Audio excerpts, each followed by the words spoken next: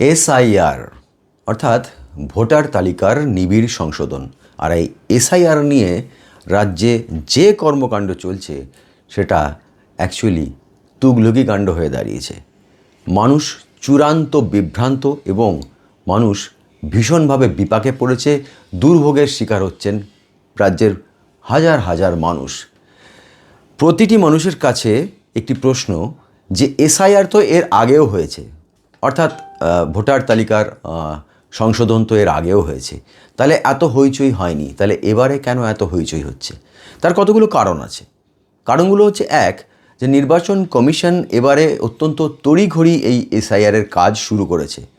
সেটার কারণ অবশ্যই রাজনৈতিক প্রভাব, অর্থাৎ কেন্দ্রীয় সরকার চেয়েছে, বিশেষ করে স্পেসিফিক্যালি বলতে হয় বিজেপি চেয়েছে, তাই নির্বাচন কমিশনকে তড়িঘড়ি এই কাজে নামতে হয়েছে। এবং এই কাজে নামার জন্যে, এই বিশাল কর্মকাণ্ডে নামার জন্যে যে পরিমাণ পরিকাঠামো বা কারিগরি বা প্রযুক্তিগত যে সাপোর্ট দরকার ছিল বা যে পরিকাঠামো গড়ে তোলা দরকার ছিল, সেই পরিকাঠামো গড়ে তোলা না তুলে এই কাজে নামার ফলে এই বিভ্রান্তির সৃষ্টি হয়েছে এবং সাধারণ মানুষ দুর্ভোগ পোহাচ্ছে।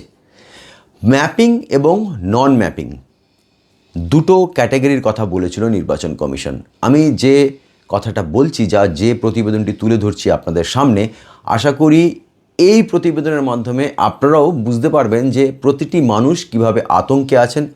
এটা আশা করি আপনাদেরও মনের কথা যে প্রত্যেকটি মানুষ বিভ্রান্ত এবং চূড়ান্ত এক বিশৃঙ্খলার মধ্যে গিয়ে পড়েছে, যে সে বা তিনি একটি দেশের নাগরিক হওয়া সত্ত্বেও তার ভোটাধিকার আগামী দিনে থাকবে কি থাকবে না সেটি নিয়ন্ত্রণ করছে একটি স্বশাসিত সংস্থা, অর্থাৎ নির্বাচন কমিশন, আরও স্পেসিফিক্যালি বলতে হয় কেন্দ্রীয় সরকার। কিন্তু শুনুন, একটা কথা পরিষ্কার করে বলে নেওয়া ভালো যে ভোটদানের অধিকার কিন্তু আমাদের কেন্দ্রীয় সরকারও দেয়নি, রাজ্য সরকারও দেয়নি, নির্বাচন কমিশনও দেয়নি। প্রতিটি মানুষের ভোট দেওয়ার অধিকার কিন্তু দিয়েছে আমাদের দেশের সংবিধান। সংবিধান কিন্তু কেন্দ্রীয় সরকারেরও উপরে, সংবিধান হচ্ছে সর্বোচ্চ, তার উপরে কিছু নেই। ফলে আপনি এদেশের নাগরিক এবং আপনার ভোটদানের অধিকার কোনো সংস্থা, কোনো রাজনৈতিক দল ছিনিয়ে নিতে পারে না। নির্বাচন কমিশন যে তথ্যটা দিয়েছে সেটা হচ্ছে এবারের এসআইআরে ম্যাপিং এবং যে নন ম্যাপিংয়ের থিওরি, যে ন্যারেটিভ চালানো হচ্ছে, সেটাই বলা হচ্ছে যে এবারে পশ্চিমবঙ্গে এবছর 31,68,424 জনের কোনো ম্যাপিং পাওয়া যাচ্ছে না। আচ্ছা, এই ম্যাপিং আর নন ম্যাপিং এই যে বিষয়টা, এটাও একটু পরিষ্কার করে নেওয়া দরকার। নির্বাচন কমিশনের সূত্রে পাওয়া তথ্য দিয়েই কিন্তু আমি কথাগুলো বলছি, এটা আমার নিজস্ব কোনো মতামত নয়। নির্বাচন কমিশন জানিয়েছে এ রাজ্যে এসআইআর শুরু হবার পরে 31,68,424 জনের কোনো ম্যাপিং পাওয়া যায়নি। আচ্ছা, এই ম্যাপিং ব্যাপারটা কি? ম্যাপিং ব্যাপারটা হচ্ছে যাদের 2002 সালের ভোটার তালিকায় নাম ছিল অথবা তার কোনো রিলেটিভ, মানে মা, বাবা, ঠাকুরদা, কাকু, নির্বাচন কমিশন তো একবার এক এক রকম নিয়ম চালু করছে, কারণ তারা নিজেই কনফিউজ। প্রথম থেকেই এই ব্যাপারটা নিয়ে অত্যন্ত বিভ্রান্তিকর হয়ে দাঁড়িয়েছে।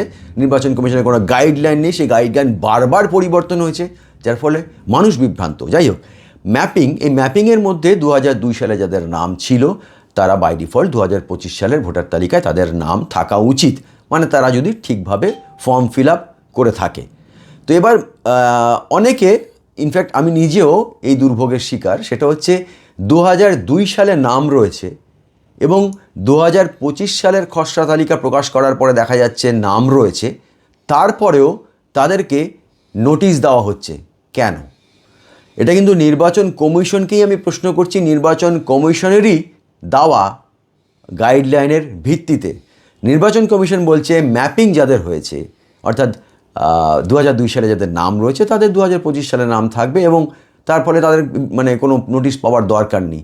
কিন্তু এখন দেখা যাচ্ছে 2002 সালের ভোটার তালিকায় নাম থাকা সত্ত্বেও এবং 2025 সালের যে খসড়া তালিকা প্রকাশিত হয়েছে সেখানে নাম থাকা সত্ত্বেও নোটিশ ধরানো হচ্ছে শুনানির।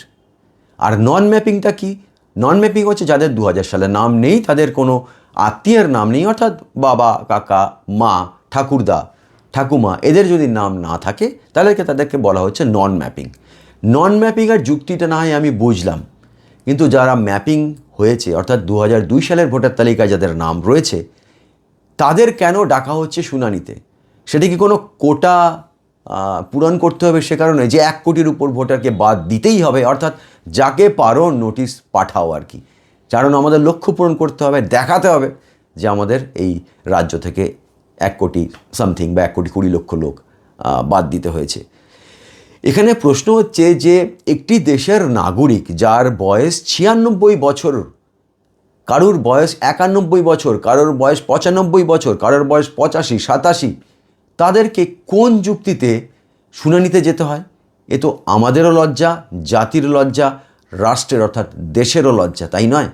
একজন 96 বছরের মানুষ, একজন 91, 95 বছরের মানুষ, তার হাঁটা চলার ক্ষমতা নেই, যে শারীরিকভাবে অসুস্থ, তাকে গিয়ে ঘন্টার পর ঘন্টা দাঁড়িয়ে থাকতে হচ্ছে লাইনে, কেননা নির্বাচন কমিশন তাকে নোটিশ পাঠিয়েছে যে তার ভোটাধিকার, অথচ সে হয়তো এর আগে 25 বার ভোট দিয়েছে, তার ভোটাধিকার আগামী দিনে থাকবে কি থাকবে না সেটা ঠিক করে দেবে নির্বাচন কমিশনের মতো একটি সংস্থা। এই তুগলকি কাণ্ড কারখানার বিরুদ্ধে আমার মনে হয় প্রতিবাদ জানানো উচিত। আমি নিজে প্রতিবাদ জানিয়েছি, এর আগেও লিখেছি, খবরও লিখেছি, প্রতিবেদনও লিখেছি। আজ মনে হলো যে দীর্ঘদিন চ্যানেলটায় খবর দেওয়াও হয়নি, এই জিনিসটা নিয়ে যদি মুখ না খুলি তাহলে নিজের কাছে নিজে ছোট হয়ে যাব। বিহারের ক্ষেত্রে দেখা গেছে, উত্তরপ্রদেশের ক্ষেত্রেও দেখা যাচ্ছে, উত্তরপ্রদেশে তো 3 কোটি ভোটারের মানে ম্যাপিং মানে নাম বাদ যাচ্ছে দেখা যাচ্ছে, এবং অভিযোগ যে 3 কোটির মধ্যেই রয়েছে অধিকাংশই দলিত, মুসলমান সম্প্রদায় এবং অনগ্রসর শ্রেণীর মানুষ। তাহলে কি এটা বুঝে নেওয়া যায়, মানে ধরে নেওয়া যায় যে বিশেষ কোনো অভিসন্ধি থেকেই বা বিশেষ কোনো উদ্দেশ্য থেকেই একটি বিশেষ শ্রেণীর ভোটারকে বাদ দিয়ে দেওয়া হবে, আগামী দিনে তারা ভোটার থাকবে না? অর্থাৎ মানে আমার ভোটার থাকবে, আমাকে যদি তুমি ভোট না দাও তাহলে তুমি ভোটাধিকার পাবে না। এটা কি মগের মুলুক? ভোটের অধিকার কি নরেন্দ্র মোদী দিয়েছেন না মমতা বন্দ্যোপাধ্যায় দিয়েছেন? ভোটের অধিকার আমাকে দিয়েছে, আমাদের দিয়েছে দেশের সংবিধান। ফলে সেই অধিকার কোনো একটি সংস্থা, কোনো রাজনৈতিক দল, কোনো নেতা, কোনো নেত্রী, মন্ত্রী কেড়ে নিতে পারে না। কিন্তু এই পরিস্থিতিতে যেভাবে সাধারণ মানুষকে দুর্ভোগ পোহাতে হচ্ছে, তার জন্যে আমার মনে হয় প্রতিটি সাধারণ মানুষকে এর বিরুদ্ধে প্রতিবাদ জানানো উচিত। প্রতিটি শুনানির জায়গায় যেখানে যেখানে শুনানি হচ্ছে সেখানে গেলে দেখা যাচ্ছে যে হাজার হাজার মানুষ ভিড় করে রয়েছেন, সারাদিন লাইনে দাঁড়িয়ে রয়েছেন, ঘন্টার পর ঘন্টা শুনানি হচ্ছে। তাদের মধ্যে কেউ অসুস্থ, কেউ প্রসূতি, সন্তান সম্ভবা, কেউ 6 মাসের বাচ্চাকে কোলে নিয়ে দাঁড়িয়ে আছে, কেউ 9 মাসের শিশুকে কোলে নিয়ে দাঁড়িয়ে আছে। অসুস্থ পঙ্গু মানুষ, তাদেরকে পর্যন্ত গিয়ে দাঁড়াতে হচ্ছে শুনানির লাইনে। অ্যাম্বুলেন্সে করে রোগীকে যেতে হচ্ছে শুনানির লাইনে দাঁড়ানোর জন্য। ক্যান্সার আক্রান্ত রোগী যিনি এইমসে ভর্তি, তাকেও গিয়ে মানে তাকেও নোটিশ পাঠানো হয়েছে যে শুনানিতে আসতে হবে। কিন্তু কেন এই অরাজকতার সৃষ্টি হলো? নির্বাচন কমিশন একটি স্বশাসিত স্বাধীন সংস্থা, তাদের প্রভাব প্রতিপত্তি অনেক উঁচু স্তর পর্যন্ত, তাদের হাতে মানে প্রচুর ক্ষমতা দেওয়া রয়েছে। যদি এই এসআইআর, এই ভোটার তালিকার নিবিড় সংশোধন, যেটা নিয়ে আমার কোনো আপত্তি নেই, এর আগেও হয়েছে, ভোটার তালিকার নিবিড় সংশোধন হওয়া দরকার উচিত, কিন্তু যে পদ্ধতিতে হচ্ছে তাতে করে কিন্তু এই গোটা ব্যবস্থাটাই যে ত্রুটিপূর্ণ তা কিন্তু প্রমাণিত হয়ে গিয়েছে। এবং আমার নিজেরও নোটিশ এসছে, আমার 2002 সালে নাম রয়েছে, 2025 সালের খসড়া তালিকাতেও নাম রয়েছে। নামের বানান ভুল নেই, মা বাবার বানানে ভুল নেই, মার বানান, বাবার বানান, নামের বানানে ভুল নেই, ঠিকানা অর্থাৎ অ্যাড্রেসে কোনো ভুল নেই, তা সত্ত্বেও নোটিশ ধরানো হয়েছে। এরকম আমার মতো বহু মানুষ আছেন যাদের 2002-এ নাম রয়েছে, 2025-এর খসড়া তালিকায় নাম রয়েছে, তা সত্ত্বেও তাদেরকে শুনানির নোটিশ ধরানো হয়েছে। পুরো বিষয়টাই আসলে রাজনৈতিক অভিসন্ধিমূলক। বিশেষ কোনো একটি রাজনৈতিক দল যারা চায় যে আমার ভোটার থাকবে ভিন্ন দলের, অর্থাৎ বিরোধী কোনো রাজনৈতিক দলের যারা মতাদর্শে বিশ্বাসী বা ভোটার, তাদেরকে চিহ্নিত করো এবং তাদেরকে বাদ দাও।